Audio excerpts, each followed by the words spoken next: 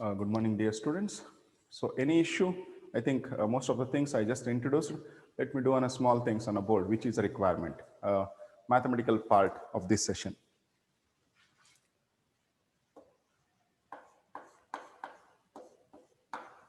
We just crossed 20. Yesterday it was beautiful 20, now it's a 21. Like change is a must, inevitable. So let me start a chapter, current electricity.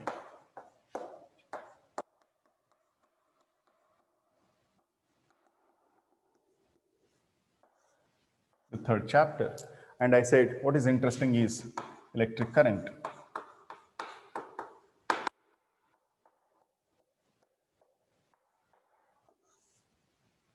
Of course, what is an electric current? As I said, we need a materials like conductors.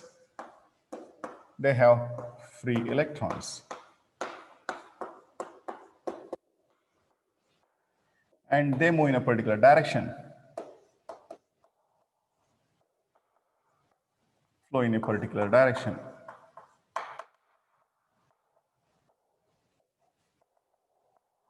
They flow in a particular direction, gives rise to current.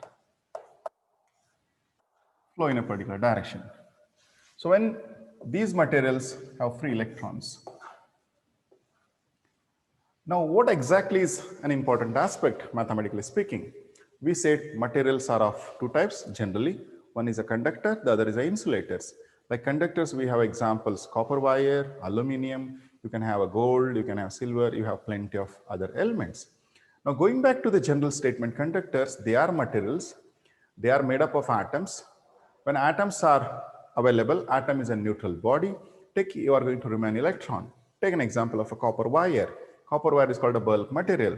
If I look at the small atomic structure, one copper atom, I need to talk about its property, physical property. Its number is 29, atomic number. What is an atomic number? It speaks about number of protons, number of electrons. Instead of going deep inside, let me stop here. Copper atomic number 29, it has 29 electrons, 29 protons. 29 protons with neutrons plus 28 electrons. I remove one electron.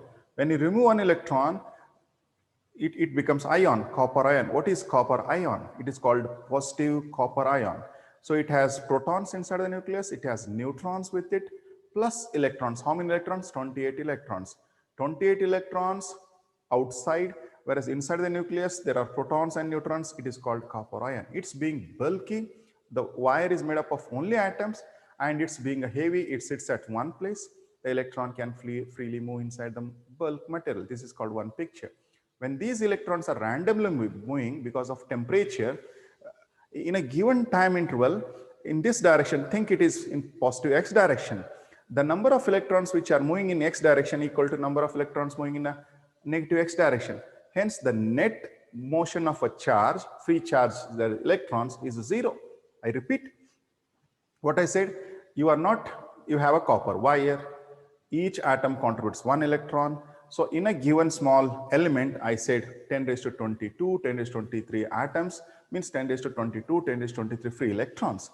These electrons are randomly moving because of a thermal environment, because temperature will give rise to energy like K into T, Boltzmann constant into temperature, energy, thermal energy.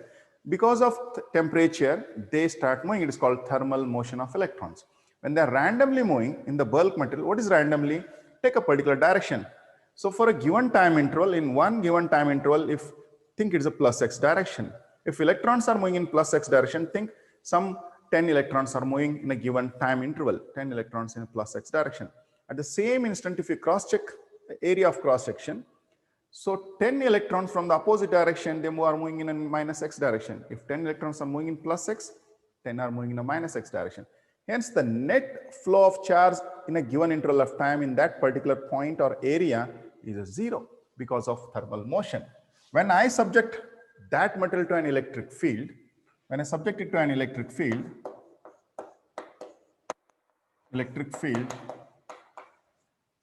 these free electrons experiences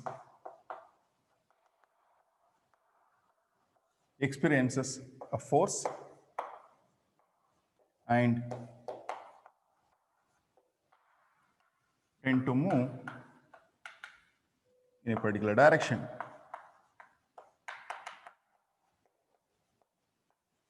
They tend to move in a particular direction, which constitutes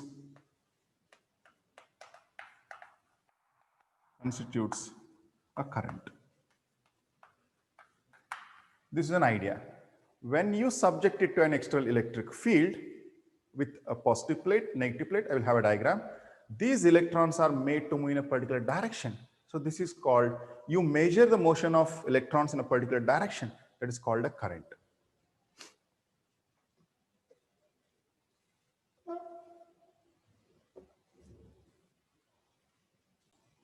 Yes, I hope things are very simple. This is a small diagram which I consider a conductor. Think you have a conductor which is having free electrons, as I said. Now you consider a disk like a circular patch. It is a charged disk. You clamp it on the left hand side, and negative charge, similarly a disk of negative charge clamped on the right hand side. Because of positive charges here which clamp to left hand side, negative charge, electric field flows from plus to the minus sign. Because of the presence of this electric field, any electron present inside this conductor, like inside, they were initially moving randomly somewhere in this direction. Now they tend to move in a particular direction. That direction is given by this. And these electrons now tend to this, they will abrupt. Now they start moving in a direction opposite to electric field. Now when they come and reach here, they neutralize it. When they neutralize, if all get neutralized, there is no flow of current further. Now think, by some mechanism you are going to replenish it, means you are going to refill it. It is called replenish. If you refill it, now it is called continuously electrons are coming, they are neutralizing, and continuously are putting positive charges. This electric field is continuously maintained. When you maintain a constant electric field, now continuous flow of charges takes place. That gives rise to a current. This is an idea. And this was a diagram. This was a beautiful diagram which enhances your learning process. Now,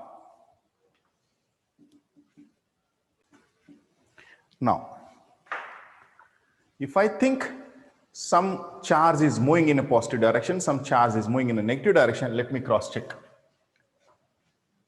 Let Q plus be the charge.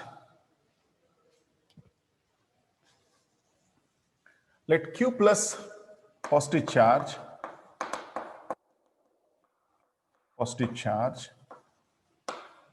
moving in a forward direction.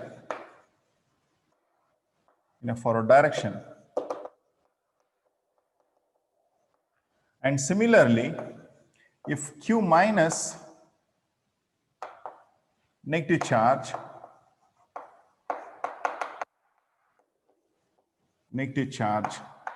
is moving in forward direction.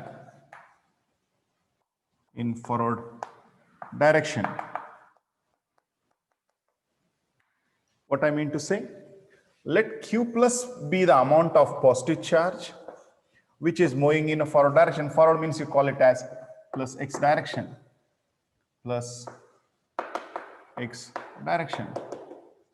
You can call it as plus x direction. What is plus x direction? This is called forward direction. Let Q plus positive charge moving in a forward direction.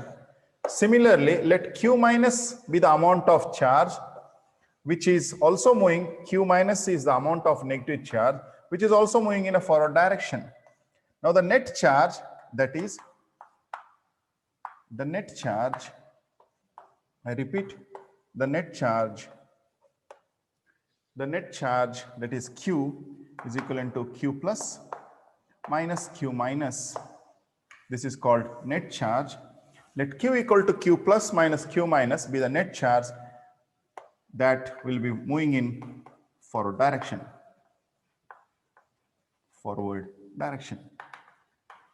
If this charge is moving in forward direction, what is current? Mathematically speaking, current I is equivalent to, let me write it here.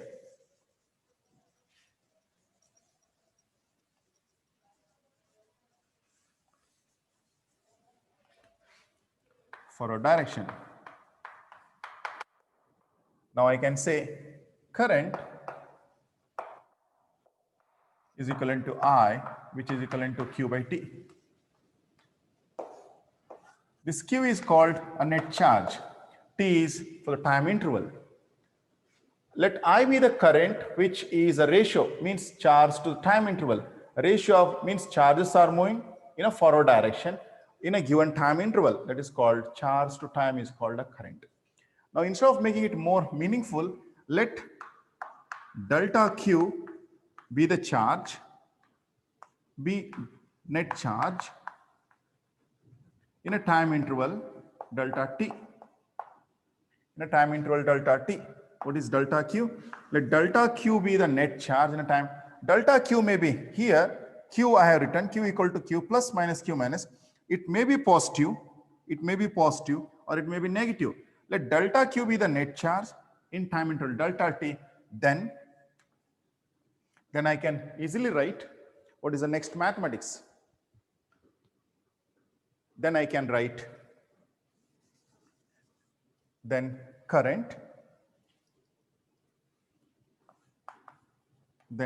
I is equal to limit as time interval tends to 0, differentiation, it becomes a ratio of delta Q by delta T.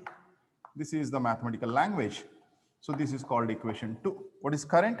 Now current is generally defined as limit of delta Q by delta T as delta T tends to 0. What is this I? I is a ratio of Q by T. If delta Q is the net charge, flowing in a particular direction under the influence of an electric field, then in a given time interval, current is defined as limit delta Q by delta T as delta T tends to 0. This completes the first part.